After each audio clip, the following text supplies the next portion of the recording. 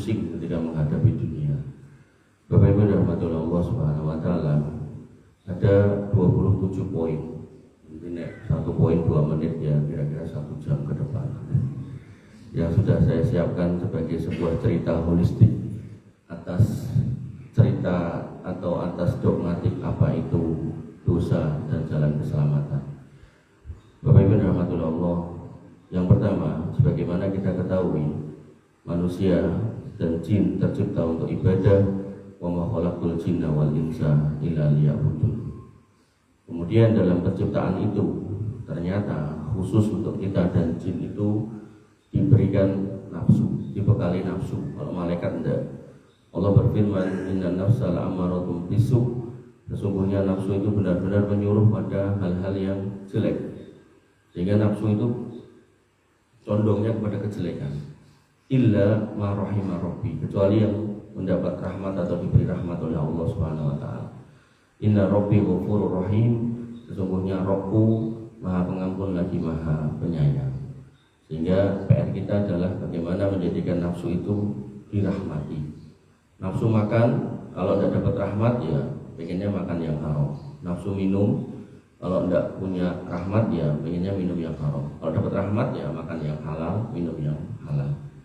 Nafsu seksual, kalau tidak dapat rahmat ya siapa aja disikat, nggak peduli itu istri orang. Bahkan sebagian orang juga sudah bosan sama orang, akhirnya ke binatang, ya itu juga ada. Zoofilia, nekrofilia. Maka Bapak Ibu rahmatullah, ya, pastikan kita masih dalam koridor rahmat. Nah kemudian yang ketiga, selain dibekali nafsu, ternyata kita juga diberikan makhluk yang lain, yaitu jin tadi. Wabil khusus sedengkotnya namanya iblis ya. Dan dia berjanji, Fabima aghwaitanil aqudanna lahum siratal mustaqim. Karena engkau telah menghukumku tersesat, maka pasti aku akan halangi manusia dari jalan lurusmu.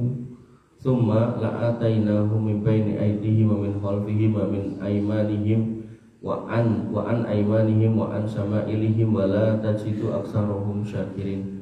Kemudian aku akan mendatangi mereka dari depan, belakang, kanan, kiri, dan engkau benar-benar akan mendapati kebanyakan manusia itu tidak bersyukur.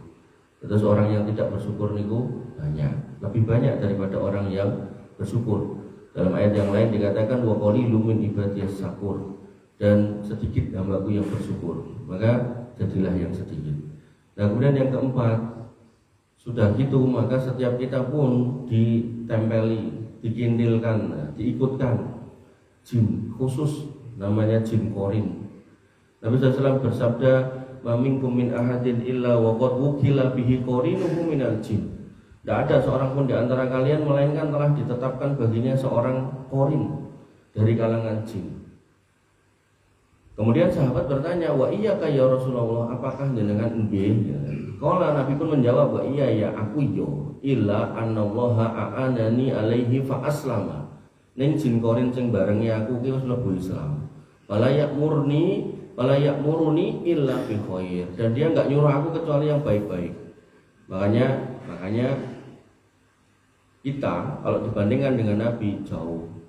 Nabi sudah bangun sebelum subuh jauh, bahkan sholat tahajud sampai kakinya bengkak. Kita kadang sholat subuh telat, bahkan memaksa diri kita untuk tahajud 2 rakaat plus 1 kadang susah. Kita hartanya nggak banyak, itu pengen ngumpulin terus sampai jadi banyak. Nabi nggak punya harta, tapi sudah berjanji kalau sekiranya aku punya emas segede gunung Uhud, tidak akan tak simpan melebihi 3 hari, tak bagikan semuanya. Dan faktanya istri Nabi itu banyak, tidak ada yang dapat warisan, yang ada dapat tinggalan utang.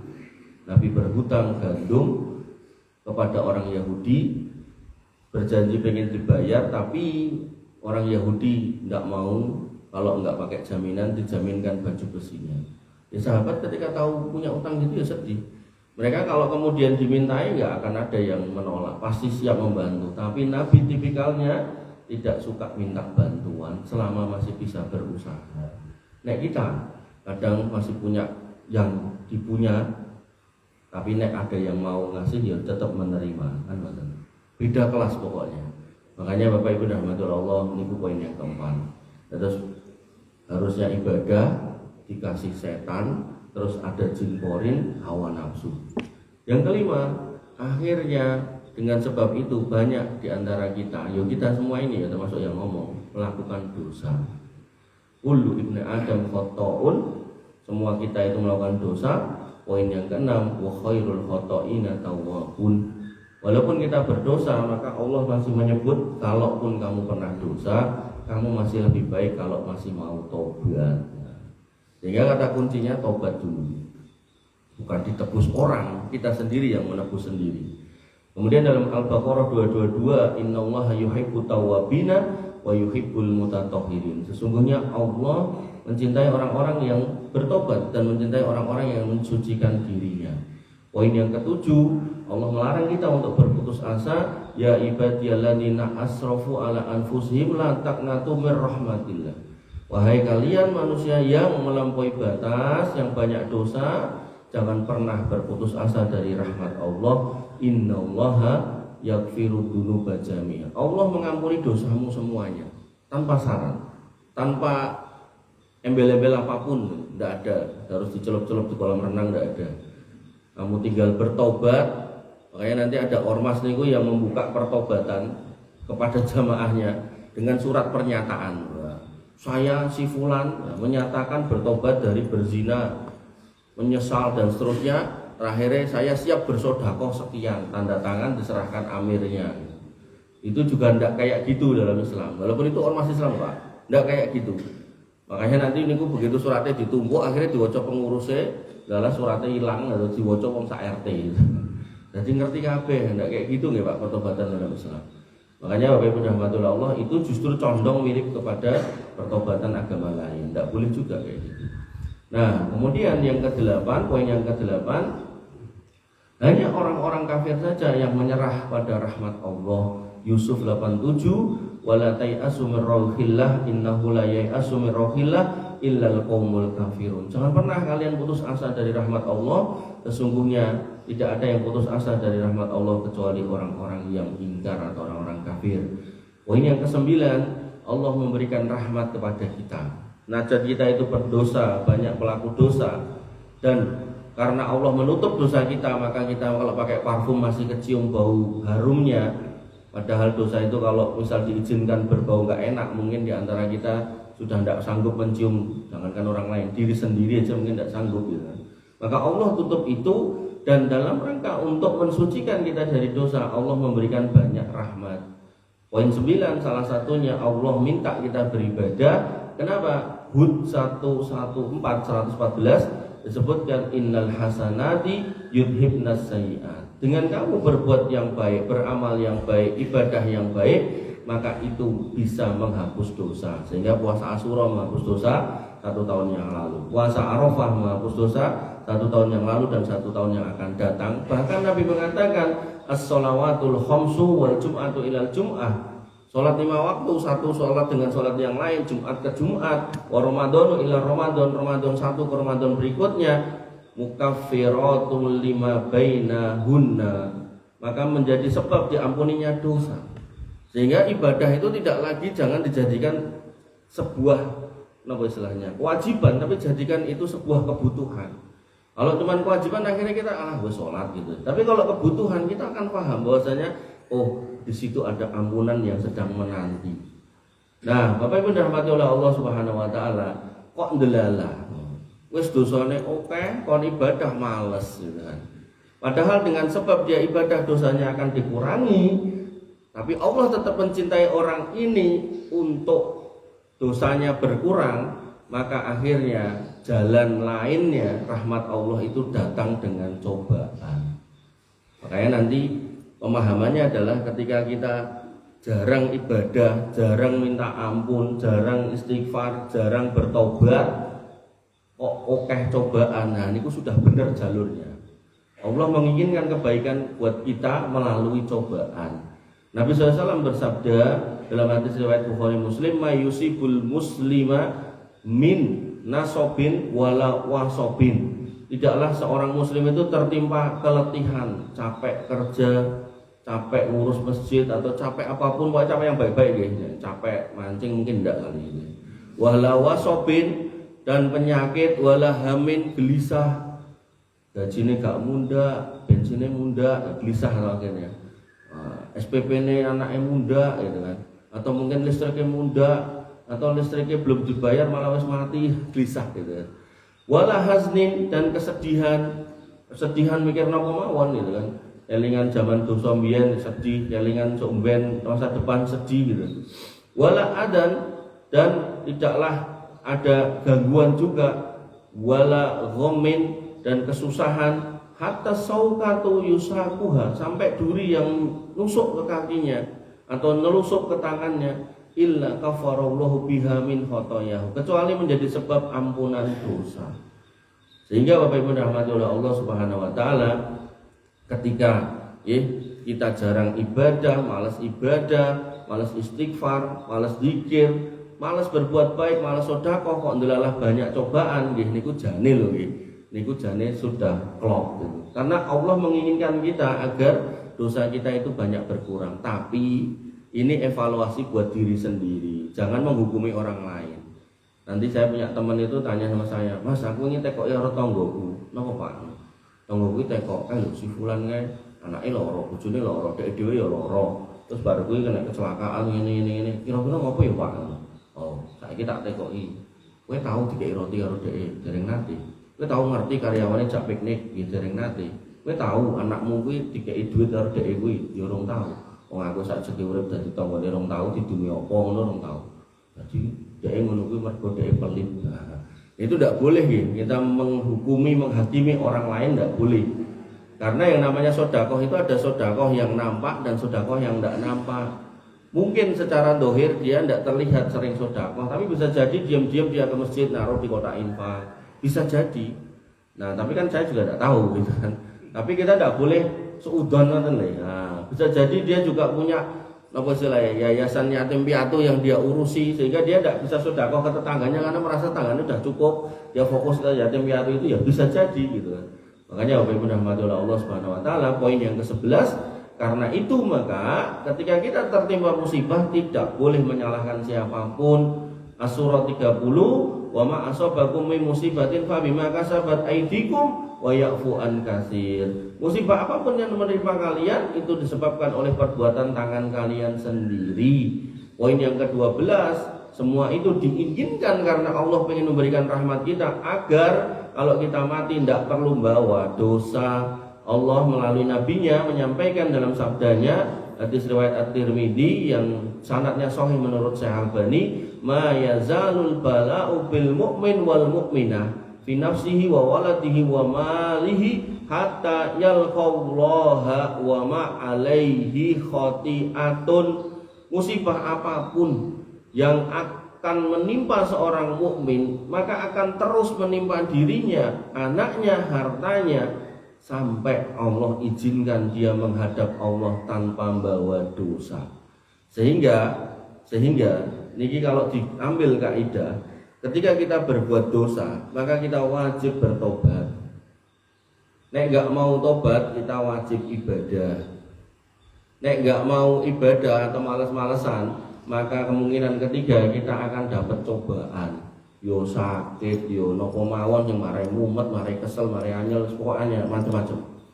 Nah, nek niki kok enggak dikasih, udah alamat.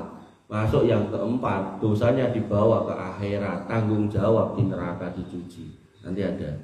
Makanya Bapak Ibu rahmati oleh Allah Subhanahu wa taala, Allah menegaskan pada As-Surah ayat 88 sampai 89, yauma la yanfa'u malun wala banun illa man atallaha biqalbin salim. Pada hari itu nanti harta-harta dan anak kalian tidaklah dimanfaat kecuali datanglah kalian dengan hati yang bersih. Qalbin salim dijelaskan oleh Ibnu Katsir, salimun minasyirki, harus selamat dari kesyirikan. Nah, ini yang paling utama.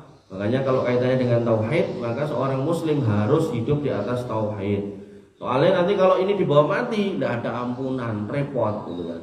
Dengan jenengan yang punya jimat segala macam singkirkan, yang pernah buat sajen ya tinggalkan, yang pernah datang ke dukun lupakan, yang pernah golek pesugihan ya jangan diulangi, tidak usah diceritakan gitu kan. Tidak usah dikabarkan kepada siapapun. Gue pengen sugih Gunung Kemukus kan lo. Gue pengen sugih gitu kan. Gunung Kawi kan lo. Tidak usah.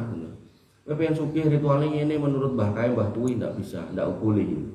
Bapak Ibu dirahmati oleh Allah Subhanahu Wa Taala, maka itulah rahmat Allah pada poin yang ke-13, yaitu diampuninya orang-orang yang beriman. Bahkan ketika mereka hidup, mereka pun sudah merindukan Tuhannya. Man ahabba liqa Allah, ahabballahu liqa'ahu. Siapa yang dalam kondisi hidup dia itu pengen ketemu Allah, maka Allah pun akan senang ketika berjumpa dengannya. Wa man kariha liqa Allah, karihallahu liqa'ahu. Dan siapa yang kemudian tidak mau, males-malesan, enggan bertemu Allah, benci kalau ketemu Allah, maka nanti pada akhirnya dia pun harus menghadap Allah, tapi Allah juga akan berhadapan dengannya dalam kondisi benci. Bapak Ibu dirahmati oleh Allah Subhanahu Wa Taala. Dan kemudian ketika dosa itu terus-menerus terjadi, maka yang harus kita pahami bahwasanya dosa itu bisa berpengaruh kepada keluarga.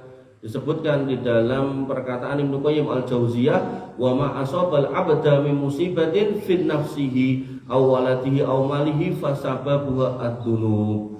Ketika kemudian kita mendapati istri kita, pasangan kita, anak kita, atau mungkin kendaraan kita kok penuh masalah, maka kita diminta untuk introspeksi karena semua itu sebabnya karena dosa. Sehingga nanti kaidahnya harta yang haram itu tidak barokai. Tidak barokah itu tidak temonjo. Ketoke akeh ning ilang kabeh, ketoke akeh tapi marai anake nakal, narkoba segala macam gitu kan. Maka Bapak Ibu rahmatullah Allah Subhanahu Wa Taala, ini juga harus difahami. Ketika kita paham ini, maka insya Allah hidup kita tenang. Tapi kalau enggak bingung, perasaan aku korupsi 1 miliar kok yo omah kok yo ora dadi to. Kok yo anakku kok yo ora rampung gitu. Sing sekolah yo cek tak korupsi 2 miliar ini. Sehingga Bapak Ibu rahmatullah Allah, terus itu akan diulangi dosa itu.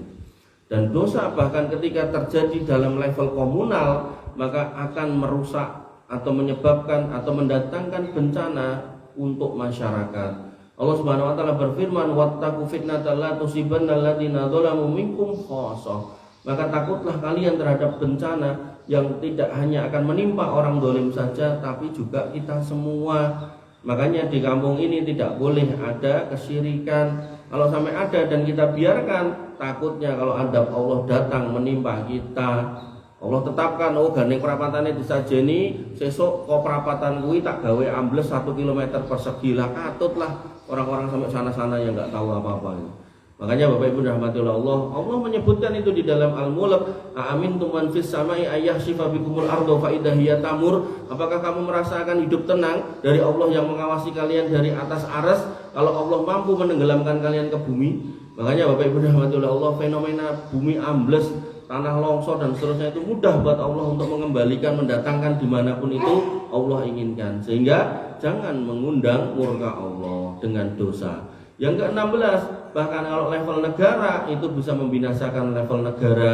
Ketika tidak lagi ada orang yang beramar ma'ruf nahi munkar, Allah sebutkan pada Quran surat An-Nahl ayat 112, wa daraballahu mathalan qaryatan kanat aminatan mutmainnatan ya'tiha rizquha ragadan min kulli makanin fakafarat bi an'umillah fa adzaqaha Allahu libasal ju'i wal khauf bima kanu yasna'un.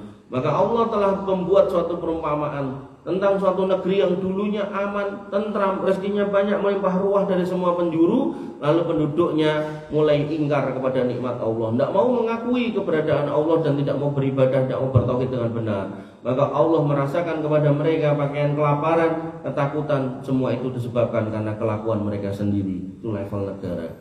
Maka Bapak Ibu rahmati Allah Subhanahu Wa Taala, walaupun seperti itu kelakuan kita manusia, maka Allah banyak mengobrol ampunan. Kalau kita sampai nggak paham ini, akhirnya terus penak sing agama kono, arek mlebu langsung diampuni.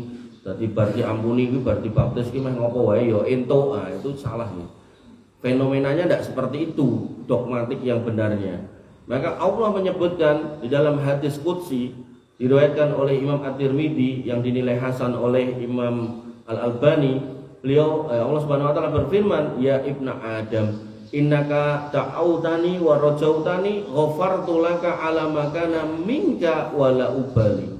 Kula paling seneng niku nek maca dalil hadis niku enten kata-kata wala ubali. Wahai anak Adam, selama engkau masih berdoa, berharap kepadaku, maka aku akan senantiasa mengampuni dosamu yang telah kamu lakukan, wala ubali, dan aku ora peduli dosamu sak kae apa. Tenane nerangandel. Kalimat kedua, ya ibna Adam lau balaghat dunubuka ana as-samai. Wahai anak Adam, nek dosamu bahkan tidak muat lagi di bumi sampai sundul langit, summastaghfartani ghafartu laka wala ubali. Terus kamu datang minta ampun, tak ampuni dan aku ndak peduli. Ini syaratnya minta ampun, berarti syaratnya tobat. Jangan kayak sebagian orang mengatakan aku nggak mau berdoa sama Allah, soalnya Allah itu kan maha tahu, maha mendengar. Allah itu tahu kebutuhan saya apa. Nah, saya minta kan seolah-olah Allah nggak tahu. Allah itu maha tahu, makanya saya nggak minta. Nggak gitu nih. Walaupun Allah maha tahu, Allah itu senang kalau diminta. Makanya di dalam sebuah hadis dikatakan bahwasanya innallaha hayyun karim. Allah itu maha malu dan maha mulia. Malunya kapan? Ketika ada seorang hamba minta, kok tangannya sudah diangkat lalu ditarik kok nggak dikabulkan, Allah itu malu. Sehingga Allah itu senang kalau diminta. Makanya kalau misal kita itu pelaku dosa, di sini dipersyaratkan dosamu bahkan sundul langit, angger kamu minta ampun tak ampuni ya. Tapi kalau kemudian Allah kan maha tahu kalau dosaku banyak, ngapain aku minta ampun, kan otomatis biar diampuni, tidak bisa gitu. Ngoten niku ngoten nih. Makanya fenomena diampuni dosa dengan ditebus dengan dikorbankan anak manusia itu tidak bisa, tidak gitu, memang tidak gitu juga gitu. Harus ada usaha seseorang, yaitu minta ampun. Walaupun proses minta ampun ini tidak sesusah ketika dia bermaksiat. Kan susah toh kados topik hidayat niku toh, nyekap wong sik 3 tahun, terus digunting lambene gitu kan. Terus habis itu dianiaya, kan susah itu. Tapi kalau dia bertobat, mudah Allah mengampuni. Makanya Bapak Ibu dirahmati Allah, neng beda ya, tobat kemudian tidak menghilangkan konsekuensi hukum gitu. Kemudian dikatakan lagi di dalam Al-Qur'an ya, ayat Az-Zumar ayat 53. Oh tadi sudah. Ya ibadiyalladzina asrafu ala anfusihim la taqnatu mir rahmatillah. Innallaha yaghfirud dzunuba jami'a. Wahai hamba-hambaku yang melampaui batas terhadap diri kalian, janganlah berputus asa dari rahmatku. Poin yang ke-18. 18 Pak, masih ada 9 lagi. Namun sudah Allah kasih mekanisme cara ibadah, istighfar, tobat. Nek ora gelem ya kok tak kei cobaan sabaro gitu. Masih ada orang-orang yang tidak mau ibadah, tidak mau tobat, tidak mau sabar. Nah, maka delalah. Orangnya ingkar, tidak dikasih cobaan tapi dikasih nikmat. Nah, itu yang disebut dengan istidraj. Al-A'raf 182 183. Walladzina kadzdzabu bi ayatina sanastadrijuhum min haitsu la ya'lamun. Orang-orang yang mendustakan ayat-ayat kami, maka akan kami beri mereka istidraj dari arah yang tidak mereka kira. Wa umli lahum inna kaidi matin, dan akan aku beri tenggang waktu kepada mereka, sungguh rencanaku sangat kuat. Sehingga orangnya ingkar, orangnya bermaksiat, orangnya ahli maksiat, gak mau ibadah, delalah yo ndak dikasih cobaan, uripe penak, tukang mendem ning sugih, tukang zina sugih, koruptor sugih, orang yang kafir yo sugih gitu kan. Maka semua itu diberikan kesempatan oleh Allah Subhanahu wa taala untuk menikmati dunia. Dan ditegaskan oleh Ibnu Katsir rahimahullah dalam tafsirnya, taftahu lahum abwabar rizqi wan naimi ma'a iqamatihim alal ma'asi. Rizkinya itu dibuka luas, bahkan jadi orang terkaya sak donya ya. Tapi dia tegak di atas kemaksiatan kepada Allah Subhanahu wa taala. Dan inilah orang yang rugi pada hakikatnya, karena dia tidak sadar sedang ada di dalam bencana yang di depan mata. Allah berfirman pada Quran surat Az-Zumar ayat 15, "Qul innal khosirina alladziina khosiru anfusahum wa ahlihim yaumal qiyamah, ala dzalika huwal khusranul mubin." Katakanlah sesungguhnya orang-orang yang benar-benar merugi adalah orang yang merugikan diri mereka dan keluarganya pada hari kiamat. Sehingga kalau kemudian di dunia tidak berada di koridor yang benar, walaupun di atas nikmat, maka itu sebuah kerugian, dan ingatlah itulah kerugian yang nyata. Sehingga Bapak Ibu rahmatullah Allah Subhanahu wa taala, Nabi menegaskan pada poin yang ke-20 bahwasanya Allah memberi mereka nikmat tapi mereka terus maksiat. Beliau SAW bersabda, "Idza ra'aitallaha yu'tihil abda minad dunya ala ma'asihi ma yuhibbu fa innama huwa istidraj." Kalau kamu melihat Allah memberikan nikmat kepada seorang hamba dengan berbagai kenikmatan dibukakan, duit punya, apa punya, semua punya, maka ketahuilah bahwasanya ketika dia berada di atas kemaksiatan itu yang namanya istidraj. Kemudian Nabi SAW membacakan Quran surat Al-An'am ayat 44, "Falamma nasu ma dzukiru fatahna 'alaihim abwaaba kulli syai'in hatta idza farihu bima utu akhadnahum baghtatan fa idahum mublisun." Maka ketika mereka melupakan peringatan yang telah kami berikan kepada mereka, kami pun membukakan semua pintu kesenangan untuk mereka, sehingga ketika mereka bergembira ria dengan apa yang telah diberikan kepada mereka, kami siksa mereka secara tiba-tiba. Maka ketika itu mereka terdiam berputus asa. Nah, berarti nek ngono aku kon dadi orang duwe wae Mas. Mboten. Seorang imam Ibnu Hajar Al-Asqalani, pengarang kitab Bulughul Maram dan kitab-kitab yang lain, termasuk syarah syarah Sahih Bukhari, beliau juga menulis Fathul Bari. Beliau ketika menjadi qadhi, hakim agung pada masanya, beliau naik kendaraan yang mewah. Ya, kendaraan mewah zaman itu mungkin kereta kuda, buatan mobil Tesla, buatan, dan pakaian pejabat. Lalu dicegat oleh orang Yahudi yang kafir, yang delalah orang Yahudinya miskin, dicegat. Kemudian dia protes, "Ya Imam, bukankah Nabi engkau mengatakan bahwasanya ad-dunya sijnul mu'min wa jannatul kafir? Bukankah dunia ini penjaranya orang beriman dan surganya buat orang kafir?" "Oh iya benar itu hadisnya." "Nah, tapi kok tak delok-delok kaya ini kualik gitu. Jenengan sing kaya ning surga, aku kaya sing ning neraka gitu. Karena kondisi saya kayak gini, orang duwe lah apa segala macam, adalah aku kafir. Lah kamu orang beriman katanya di penjara tapi kok pakai aneh api, kendaraannya api gitu." Nah, ini kalau bukan ulama mungkin bingung juga ditanya gitu gitu. Seolah-olah harus nyufi ya, seolah-olah harus pakaiannya compang-camping, sampai ada kelompok sufi tertentu niku nek dikiran bareng-bareng itu gamis ngeten iki ndak mau pakai, Pak. Ini dikira gamis apa cinta dunia. Jadi maunya gamis itu kain perca itu terus dijahit. Pokoknya kudu nganggo kuwi gitu. Enggak gitu Islam. Beliau menjawab si Yahudi ini, tak kandani di Yahudi, tak kandani. Memang bener hadisnya ngono kuwi, memang bener gitu kan. Lah tak kandani. Aku saiki urip kepenak ngene iki, atau penampilanku ngene iki, luwih apik timbang kowe, tak kandani. Somben ning akhirat aku luwih penak meneh timbang iki.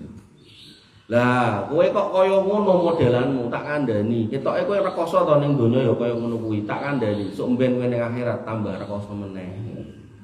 Itu jawaban seorang ulama. Sehingga tidak ada nggih kemudian kita disuruh berpakaian compang-camping, itu tidak ada. Jadi kalau jenengan punya pakaian bagus ke masjid, khudhu zinatakum inda kulli masjidin. Pakailah pakaian yang bagus ke masjid. Sehingga Bapak Ibu rahmatullah Allah Subhanahu wa taala, kita tidak boleh kalau misal punya yang bagus kok pakai pakaian compang-camping. Nah, modelnya kan kadang kebalik-balik. Pas ibadah pengennya ketok sederhana, ketok zuhud, akhirnya pakai yang compang-camping, tapi nek jagong ya tetap nganggo sing apik kan gitu. Nah, itulah manusia gitu. Dia lebih senang mencari citra di hadapan manusia daripada di hadapan Allah Subhanahu wa taala, karena salah paham. Itu namanya fitnatus syubhat. Jadi kesalahan paham dalam pemahaman agama. Poin yang ke-21. Kalau pada akhirnya delalah orang terkaya nomor satu yo bukan orang beriman, mungkin kemudian barangkali di tempat sini barangkali yang kaya-kaya ya bukan orang beriman, maka ketahuilah Allah sudah mengingatkan di dalam Quran surat Al-Imran, la yaghurrannaka taqallubul ladzina kafaru fil bilad mata'un qalil summa ma'wahum jahannam. Janganlah sekali-kali engkau tertipu oleh keberhasilan orang-orang yang kafir yang bergerak di berbagai negeri. Itu hanya kesenangan yang sedikit, kemudian mereka sudah ditunggu dengan siksa neraka jahanam. Sehingga Bapak Ibu rahmati oleh Allah Subhanahu wa taala, ditegaskan oleh Nabi SAW. Nabi bersabda, laukanatid dunya, ini poin 22, laukanatid dunya ta'dilu indallahi janaha ba'udatin. Kalau sekiranya dunia itu lebih mulia, lebih berharga daripada sayap seekor nyamuk, masako kafiron minha sarbatan ma'in, maka orang kafir itu tidak akan diizinkan meneguk air untuk diminum. Tapi karena dunia nggak lebih berharga daripada sayap seekor nyamuk, maka orang kafir dibiarkan, terserah. Sampai Nabi SAW mengatakan, "Idalam tastahi fasna masih tanek orang deisen yo kuno sak karepmu. Meh ngopo sak karepmu, kowe meh mangan babi yo sak karepmu, meh ngombe ciu yo sak karepmu, mau berzina yo sak karepmu. Apa yang mau kamu senengi silakan, mau bikin pabrik narkoba yo sak karepmu, mau apa tuh judi online sehari 2,5 miliar yo terserah kamu," gitu kan. Maka Bapak Ibu dirahmati oleh Allah Subhanahu wa taala, yang diminta dari kita pada akhirnya kita diminta untuk bersabar. Allah Subhanahu wa taala mengatakan, wa'bud rabbaka hatta ya'tiyakal yakin. Beribadahlah kepada Allah sampai datang keyakinan. Keyakinan itu napa? Maut. Dan ketika dikatakan beribadah, maka maknanya juga bertauhidlah. Sebagaimana Allah firmankan, "Wa ma khalaqtul jinna wal insa illa liya'budun." Tidaklah kamu diciptakan wahai jin dan manusia kecuali untuk beribadah, liya'budun, tafsirnya liwahidun.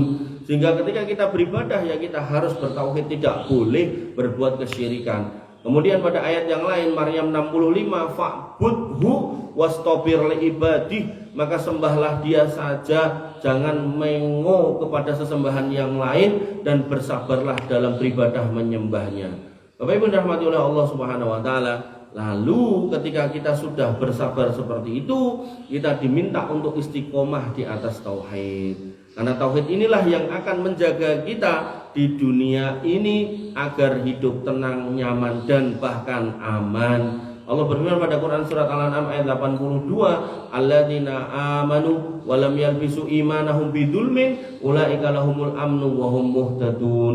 Orang-orang yang beriman dan tidak mencampur adukkan keimanan mereka dengan kesyirikan, mereka itulah yang mendapat keamanan dan petunjuk. Makanya ketika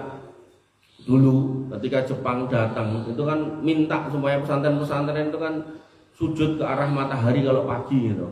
Sejumlah pesantren tidak mau gitu kan. Karena memang tahu itu sebuah kesyirikan besar, syirik akbar, menghamba kepada makhluk Allah yang namanya matahari.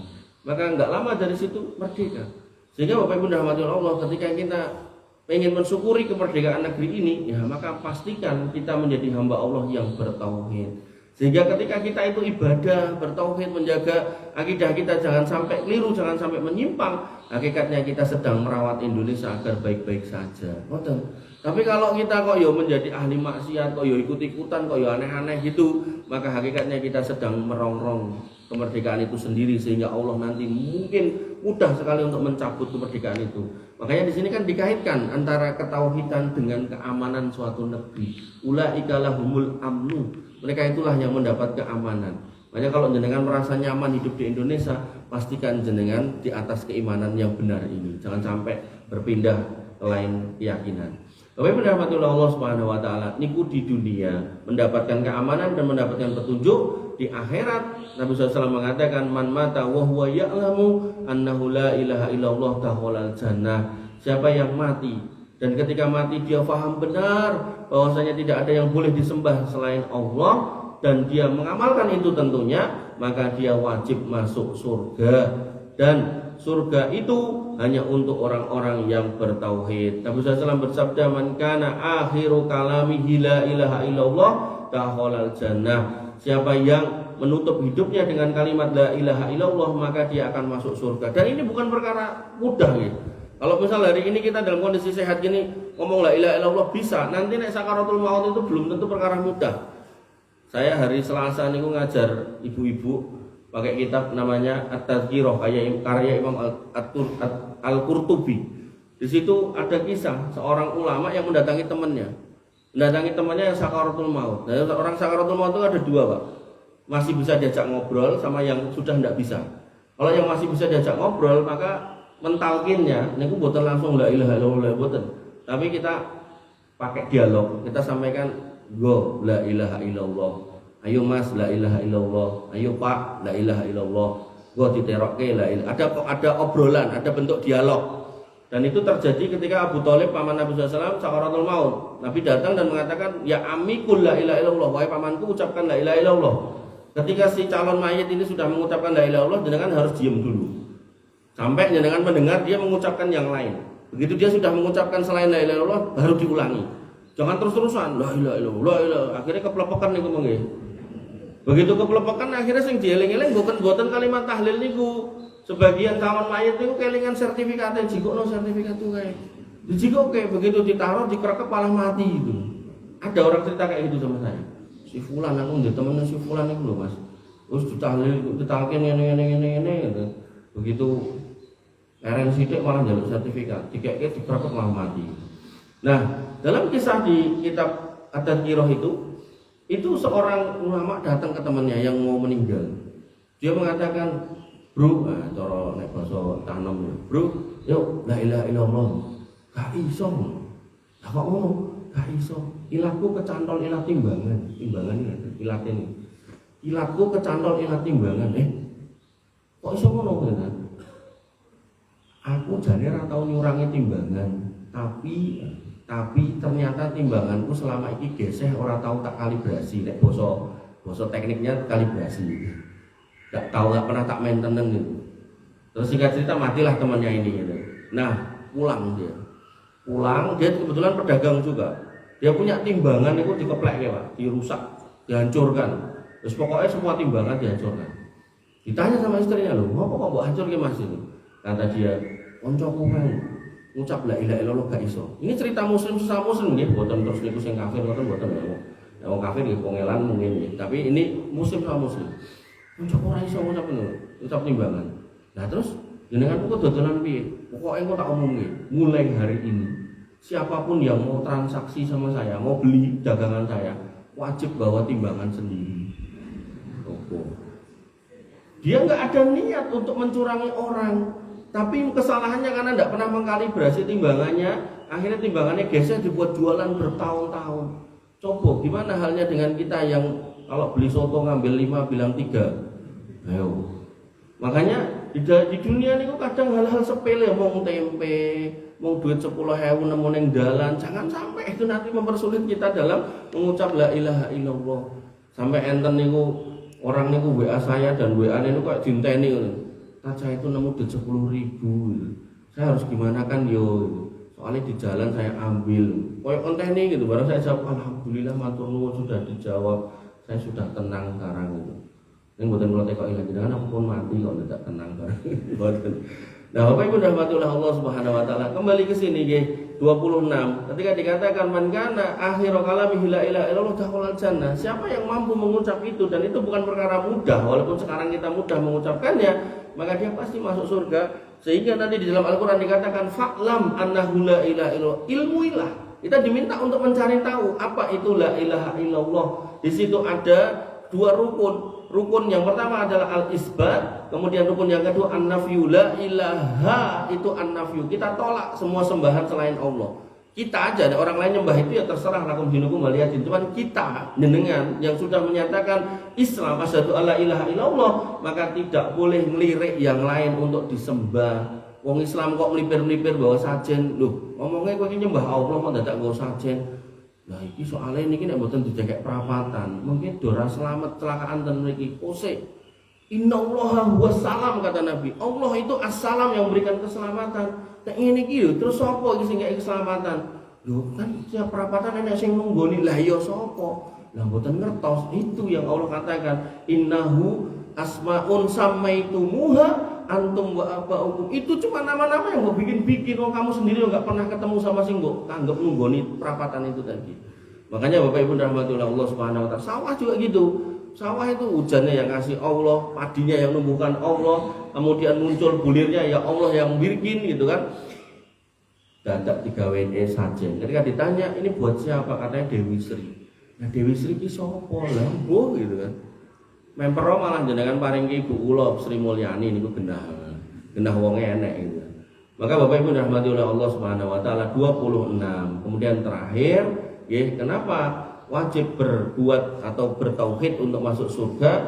Karena memang tadi sudah saya singgung, surga tidak pernah bisa dimasuki oleh orang yang berbuat syirik. Allah Subhanahu wa taala menyebutkan dalam Quran surat Al-Maidah, innahu may yusyrik billah faqad haramallahu alaihil jannah wa ma'wahu nar wa ma lidzalimina min ansar. Sesungguhnya siapa yang berbuat kesyirikan kepada Allah, maka Allah akan haramkan surga baginya, dan tempat tinggalnya nggak ada lain kecuali neraka, dan tidak ada seorang pun penolong bagi orang-orang yang berbuat kesyirikan. Sehingga kesimpulannya Bapak Ibu yang dirahmati Allah, dosa dan tauhid, yaitu bahwasanya manusia diciptakan oleh Allah tidak sia-sia, mereka diperintahkan untuk ibadah mentauhidkannya. Dalam hidupnya dia dibekali hawa nafsu, ada iblis, setan, dan ada jin korin yang senantiasa mengajak pada keburukan. Nah, karena lemahnya maka manusia sering terjatuh dalam dosa dan kesalahan serta kelalaian. Tapi Allah Maha Penyayang, Allah membuka pintu tobat, sehingga diharapkan dengan tobat itu terhapus dosa. Kok masih malas-malasan tobat? Allah minta kita ibadah, dengan ibadah berbagai macam bentuknya itu juga menghapus dosa. Kok kemudian itu juga masih malas-malasan? Maka Allah membuka pintu ampunan berikutnya, diberi cobaan. Sehingga ketika kita tidak mau kena banyak cobaan, banyak-banyaklah bertobat. Sampai Hasan Al-Basri ini didatangi para orang-orang yang bermasalah, punya cerita masalah-masalah hidup. Saya begini, saya begitu, saya masalah sama istri saya, sama anak saya, dagangan saya nggak laku. Semuanya dijawab istighfar. Kemudian murid dekatnya pun bertanya, loh saya ini semua orang nanya kok jenengan suruh istighfar semua. Kowe ora maca ning Quran surat Nuh, Allah firman apa? Di situ dikatakan faqultu astaghfiru rabbakum innahu kana ghaffara yursilis sama alaikum midrara wa yumditkum bi amwali wal banin wa yaj'al lakum jannatin wa yaj'al lakum anhara. Maka beristighfarlah, minta ampunlah kepada Rabbmu yang Maha Pengampun. Dengan sebab itu Allah akan kirim awan yang membawa hujan. Dari hujan itu kemudian tumbuh tanaman, dari tumbuh tanaman hartamu jadi banyak, harta anakmu juga jadi banyak. Sehingga hanya itu, kata beliau, menjadi sebab kalau kamu punya masalah, banyak-banyaklah istighfar. Dengan istighfar menghilangi, mengurangi, bahkan mungkin menghapus dosa. Dengan sebab itu maka Allah tidak perlu menurunkan musibah buat kita, sehingga kita tidak perlu diampuni dosanya melalui cobaan. Dan ini berlaku buat pribadi, keluarga maupun masyarakat. Ngoten. Ramilo nek temen iki kok enten LGBT atau satos. Karena di mana-mana dalam kasus sejarah dunia, LGBT itu tidak pernah dihukum sendirian. Niku mesti bareng-bareng blek. Kaum Lut, kaum Sodom, Pompei itu kota pelabuhan. Itu Gunung Vincentiusnya diangkat bluk gitu. Dan baru ditemukan sekian ratus tahun setelahnya. Jangan sampai loh Gunung Lawu pindah mriki gitu kan, gara-gara ada LGBT satu orang. Ini kan harus meluruskan, menasihati. Dinasihati, ini nggak bisa, ngapunten mas, mau pindah mawon, jangan di sini, nggak apa-apa. Bapak Ibu rahmatullah Allah Subhanahu Wa Taala, musibah menimpa seorang mukmin dapat menjadi penyebab mengukur dosa dan membersih diri sebelum menghadap Allah. Dosa dapat berdampak pada diri sendiri, keluarga, masyarakat, bahkan berdampak pada negara jika tidak dibiarkan dan tidak diingkari. Kemudian tidak semua kenikmatan dunia menjadi tanda keridhaan Allah. Bisa jadi itu adalah istidrat buat mereka yang terus bermaksiat. Maka seorang mukmin tidak boleh iri kepada pelaku maksiat yang Allah lapangkan dunianya, karena dunia ini sangat kecil dan hina jika dibandingkan dengan akhirat. Dan inti keselamatan manusia terletak pada akidahnya, tauhidnya yang lurus. Itulah yang akan menjaganya di dunia sampai di akhirat, karena surga hanya diberikan kepada orang-orang yang bertauhid dan meninggal di atas keimanan. Karena kesyirikan adalah dosa terbesar yang akan menghalangi seorang masuk surga, karena apabila dia meninggal di atas kesyirikan maka surga diharamkan baginya. Maka jalan keselamatan tidak lain tidak bukan adalah menjaga ketauhidan kita, memperbanyak taubat, menjauhi dosa, bersabar dalam ketaatan, dan terus berharap kepada rahmat Allah Subhanahu Wa Taala. Maka orang yang paling beruntung bukanlah orang yang tidak pernah berdosa, tetapi orang yang ketika berdosa dia ingat itu dosa dan dia segera kembali kepadanya dengan ampunannya. Semoga Allah menjadikan kita semua hamba-hambanya yang bertauhid, bertobat, diampuni dosanya, dan wafat husnul khotimah. Kita tutup dengan doa. Bismillahirrahmanirrahim. Alhamdulillahirabbil alamin. Hamdan sakidan hamdan naimin hamdan yuafi ni'amahu yukafi mazidah. Ya Rabbana lakal hamdu kama yanbaghi li jalalika wa azimi sultanik. Rabbana lakal hamdu anta nurus samawati wal ardi wa man fina wa lakal hamdu la ilaha illa anta subhanaka inna kunna minadh dhalimin wa illam taghfir lana wa tarhamna lanakunanna minal khasirin. Allahumma inna nas'aluka imanan shadiqan. Ya Allah, kami memohon kepada Engkau keimanan yang benar, wa tauhidan khalisan, dan tauhid yang murni, wa qalban saliman, dan hati yang bersih, wa amalan sholihan mutaqabbalan, dan amal soleh yang Engkau terima, wa taubatan nasuhan qablal maut, dan taubat yang tulus sebelum datang kematian, wa rahmatan indal maut, wa maghfiratan ba'dal maut, dan rahmat ketika menghadapi kematian, dan ampunan setelah datangnya kematian. Allahumma ighfir lana dzunubana kulliha.